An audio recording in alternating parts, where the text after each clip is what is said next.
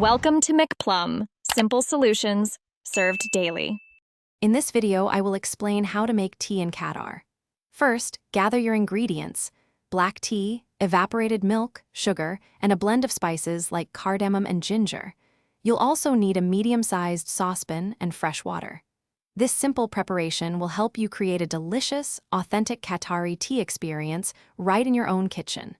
Let's get started with the brewing process.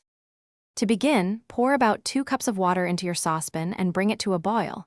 Once boiling, add 2 tablespoons of strong black tea leaves. Let the tea steep for approximately 3 to 5 minutes. This initial steeping creates a robust tea base, crucial for the rich flavor of Qatari tea. Keep the heat at a medium setting. Now, it's time to add the signature elements.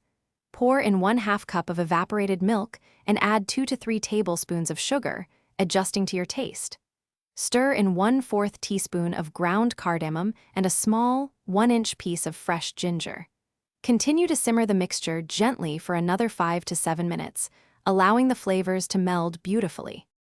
Keep the tea simmering on low heat, stirring occasionally, to ensure all the ingredients are well incorporated and the tea achieves its creamy texture.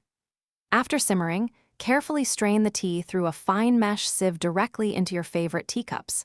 Your authentic Qatari tea is now ready to be enjoyed. It's perfect for any time of day. Thanks for watching. Stay juicy and subscribe.